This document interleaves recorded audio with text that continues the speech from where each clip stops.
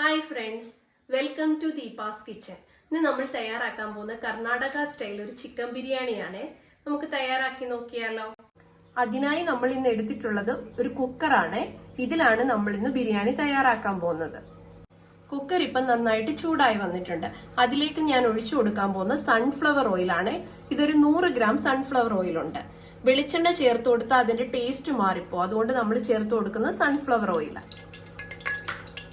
നമ്മുടെ ഓയിൽ ഇവിടെ ചൂടായി വന്നിട്ടുണ്ട്. അതിലേക്ക് നമ്മൾ ഇനി ചേർത്ത് കൊടുക്കാൻ പോകുന്നത് 2 തക്കോലം,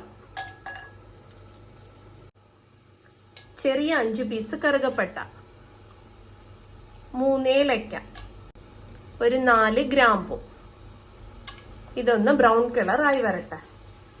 ഇതിപ്പം നല്ല ബ്രൗൺ കളർ ആയി വന്നിട്ടുണ്ട്. അതിലേക്ക് നമ്മൾ ചേർത്ത് കൊടുക്കാൻ പോകുന്നത് ഒരു 5 ഒനിയൻ സ്ലൈസ് ചെയ്തതാണ്.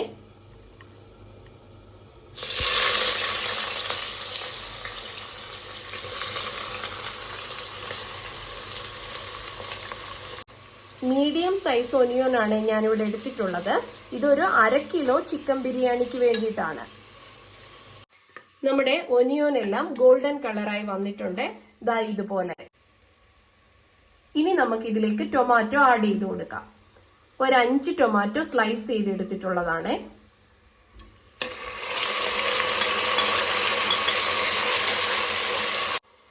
ഇനി നമ്മൾ ചേർത്ത് കൊടുക്കാൻ പോകുന്നത് 2 പച്ചമുളക് നീളത്തിൽ കട്ട് ചെയ്തത്.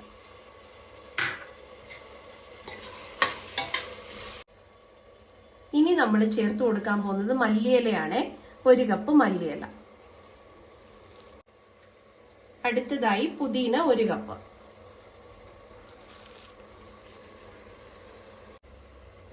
അടുത്തത് ഇഞ്ചി വെളുത്തുള്ളി പേസ്റ്റ് 4 ടേബിൾ സ്പൂൺ.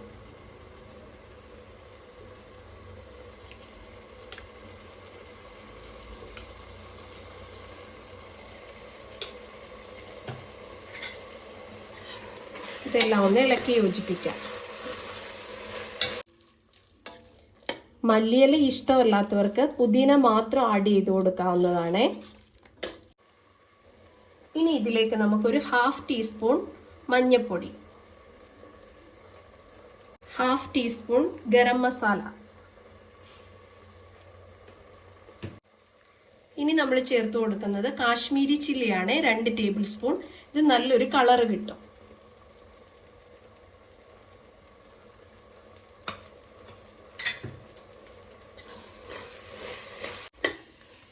പൊടികളുടെ എല്ലാം പച്ചമണം ഒന്ന് മാറി വന്നിട്ടുണ്ട്. ഇനി നമ്മൾ ഇതിലേക്ക് ആഡ് ചെയ്ത് കൊടുക്കാൻ പോകുന്നത് 1/2 കിലോ ചിക്കൻ ആണ്.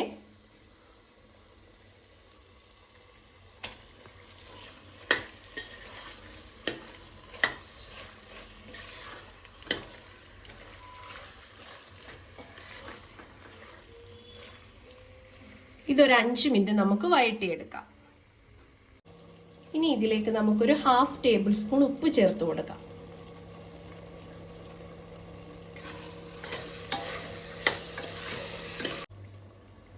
നമ്മുടെ ചിക്കനൊക്കെ നല്ലതുപോലെ വഴണ്ട് വന്നിട്ടുണ്ട്. ഇനി നമ്മൾ ഇതിലേക്ക് ആഡ് ചെയ്ത് കൊടുക്കാൻ പോകുന്നത് സോനാ മസൂരി റൈസ് ആണ്.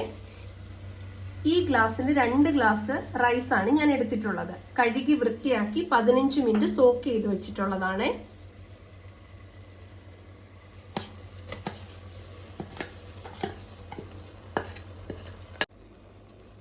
ഇനി ഇതൊന്ന് ഇളക്കി യോജിപ്പിക്കാം.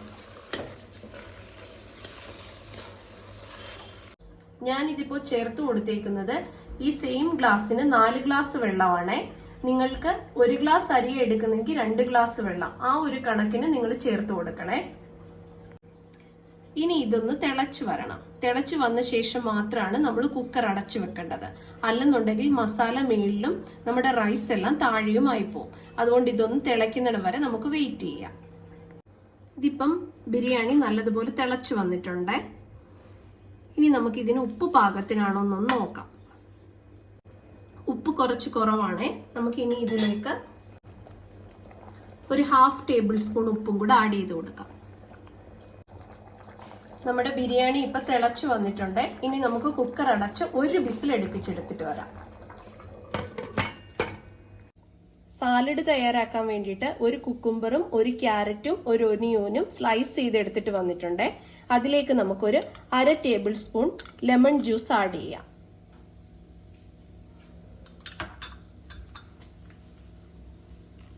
ഒരു 1/2 ടീസ്പൂൺ ഉപ്പ്.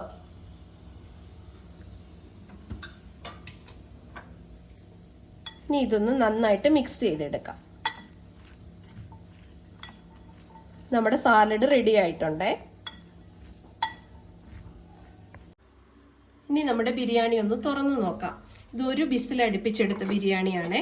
നിങ്ങളുടെ റൈസിന്റെ വേവ് അനുസരിച്ച് നിങ്ങൾക്ക് 1 or 2 ബിസിൽ അടുപ്പിച്ചെടുക്കാവേ.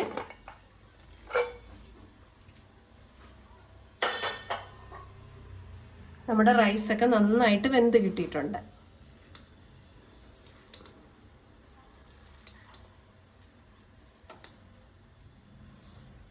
നല്ല പാകത്തിനാണ് വെന്ത് കിട്ടിയേക്കുന്നത്.